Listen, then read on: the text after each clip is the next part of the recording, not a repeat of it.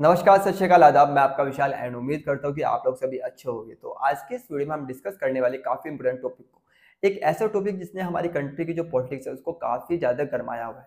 वैसे तो south and north के बीच में बहुत सारे डिफरेंसेस हैं एंड पॉलिटिक्स में भी इनमें यहाँ पर बहुत सारे टसल्स हम देख सकते हैं, देखने को मिल भी जाती है इजीली, लाइक लैंग्वेज के बेस पर। एंड जो अभी हाल फिलहाल में हम जो टसल इन दोनों के बीच में देख रहे हैं, साउथ एंड नॉर्थ की जो पॉलिटिक्स के बीच में, वो है डेलिमिटेशन कमीशन। डेलिमिटेशन कमीशन को हिंदी में हम जानते हैं परिसीमन आयोग। परिसीमन आयोग कॉन्स्टिट्यूशन के अंदर एक ऐसा इंस्टीट्यूशन है जिसका काम होता है कि हर एक सेंसस के बाद वो डिसाइड करे कि पूरी कंट्री के अंदर नंबर ऑफ जो सीट्स है लोकसभा की वो कितनी होगी, एंड जो स्टेट्स के अंदर नंबर ऑफ जो विधानसभा सीट्स है वो कितनी होगी, या उसको कम करना है या ज्यादा करना है। ये काम होता है डेलिमिटेशन कमीशन का।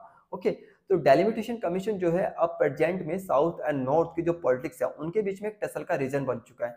उसका रीजन है बिकॉज 1971 में जो डेलिमिटेशन कमीशन ने जो सीट्स है उसको फिक्स किया था, उसको फ्रीज किया था 543 पर, मतलब 543 सीट्स पर। ओके, तो 543 सीट उस टाइम पे डिसाइड हुई थी, लेकिन वहां पे ये भी समझना होगा कि उस टाइम पे जब ये 543 सीटें डिसाइड हुई थी लोकसभा के लिए पूरी कंट्री के अंदर, जो प्रेजेंट में भी अभी 543 ही है, उस टाइम पे 1970 में इंडिया की जो पॉपुलेशन है वो 55 करोड़ थी। तो 55 करोड़ पर जो नंबर ऑफ सीट्स थी वो थी 543। ओके, तो वहां पे भी फ्रीज कर दिया गया था कि ये जो सीट्स है वो अभी चेंज नहीं होगी। बाद में काफी सारे सेंसस हुए, लेकिन किसी भी सेंसस में इन सीट्स को डेलिमिटेशन कमीशन के थ्रू बढ़ाया नहीं गया, एंड इसको डिसाइड किया गया कि 2026 तक ये सीट्स जो है 440 543 इनको इंक्रीज नहीं किया जाएगा। ओके, मतलब 2026 के बाद जो सेंसस होगा उसमें इस जो नंबर ऑफ सीट्स है उनको बढ़ा दिया जाएगा, लेकिन 2026 तक इन सीट्स को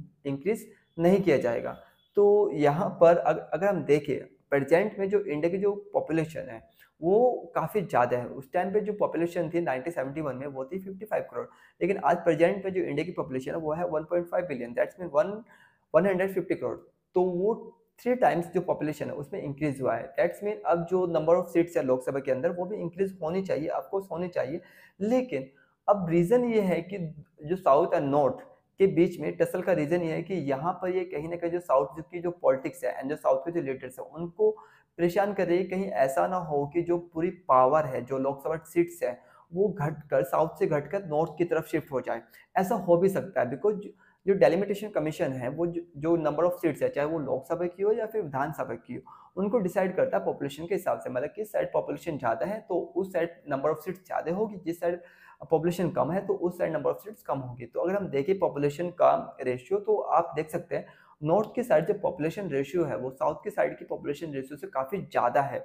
ओके, तो जैसे कि हम स्पेशली देखें कुछ स्टेट जैसे कि उत्तर प्रदेश, बिहार, राजस्थान, ओके, एंड मध्य प्रदेश, ये कुछ ऐसे स्टेट्स हैं जिनकी पॉपुलेशन काफ़ी ज़्यादा है। तो हो एंड उम्मीद भी यही है कि अगर डेलिमिटेशन कमीशन अगर होता है तो अगर वो पॉपुलेशन के हिसाब से नंबर ऑफ सीट्स को डिसाइड करता है तो इन स्टेट्स को काफ़ी ज़्यादा फायदा होगा। लेकिन अगर हम बात करें साउथ के जैसे केरल, तमिल, ओके, आंध्र प्रदेश, तेलंगाना, ये स्टेट्स कुछ ऐसे स्टेट्स हैं जिनकी पॉपुलेशन काफ़ी ज़्यादा कम है, मतलब यहाँ का जो पॉपुलेशन रेशियो काफ़ी कम है।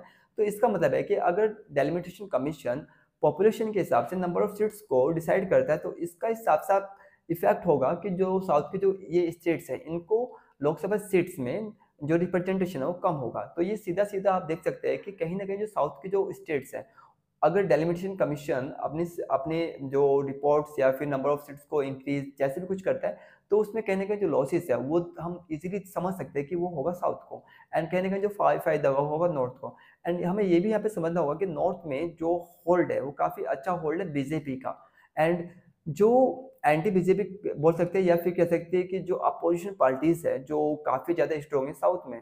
तो हम देख सकते हैं वो कहीं ना कहीं जो पॉलिटिकल शिफ्ट है वो कहीं ना कहीं मिलेगा किसको, बीजेपी को। तो यहाँ पर जो बीजेपी है उसको बूस्ट मिलेगा बिकॉज नॉर्थ के अंदर बीजेपी काफ़ी ज़्यादा स्ट्रॉन्ग है देन साउथ। तो ये कहीं ना कहीं फेयर जो है अपोजिशन लीडर्स के अंदर एंड इवन जो साउथ के जो लीडर्स हैं उनके अंदर वो कहीं ना कहीं बना हुआ है कि कहीं ऐसा ना हो कि लोकसभा की जो सीट्स है साउथ से घट के नॉर्थ में चली जाए, एंड जो पॉलिटिकल जो पावर है, ओके, जो पॉलिटिकल डोमिनेट है, जो अभी बैलेंस, एक बैलेंस तो नहीं कहते लेकिन हाँ कहीं ना कहीं बैलेंस है, वो पूरी तरह से शिफ्ट ना हो जाए नॉर्थ की तरफ, मतलब जो साउथ है उसका कोई ज़्यादा बड़ा इफेक्ट ना रहे। तो ये जो फियर है वो कहीं ना कहीं जो साउथ है उसको लगा हुआ है एंड वहाँ के जो लीडर्स हैं उनकी यही मांग है कि जो डेलिमिटेशन कमीशन है वो ट्रांसपेरेंसी के साथ काम करे एंड यहाँ पर जो डेलिमिटेशन कमीशन है वो नंबर ऑफ सीट्स को घटाए ना, इवन उसको बढ़ाए। ओके, तो ये जो मांग है वो है साउथ के जो लीडर्स हैं उनकी। तो इसको लेकर हम देख सकते हैं काफ़ी सारे जो साउथ के लीडर्स हैं उन्होंने काफ़ी सारी मीटिंग्स भी की है एंड यहाँ पे जो तमिल के जो सीएम है, प्रेजेंट सीएम है, उन्होंने इसके अगेंस्ट एक मोर्चा भी खोल दिया है। तो यहाँ पर मैं आपके सामने कुछ स्टेट्स को रखना चाहूँगा एंड उम्मीद करता हूँ कि स्टेट्स आपको समझ में आए। तो मेरे पास एक बहुत ही फेमस पेपर है एंड मैं इसी के जो स्टेट्स हैं उसको आपके सामने रखना चाहूँगा। तो यहाँ पे जो फर्स्ट स्टेट्स है आप देख सकते हैं, अगर नंबर ऑफ सीट्स जो कि प्रेजेंट में 543 है, मतलब 543, अगर इनको इंक्रीज ना किया जाए लेकिन पॉपुलेशन के हिसाब से इनको दोबारा से रीडिस्ट्रीब्यूट किया जाए तो क्या होगा। अभी प्रेजेंट में उत्तर प्रदेश के पास आप देख सकते हैं कि 80 सीट्स हैं। अगर पॉपुलेशन के हिसाब से इन सीट्स को दोबारा से रीअरेंज किया जाए तो आप देख सकते हैं कि उम्मीद की जाती है कि उत्तर प्रदेश को डेलिमिटेशन के बाद 91 सीट्स मिलेगी। दैट्स मीन उत्तर प्रदेश को फायदा है 11 सीटों का।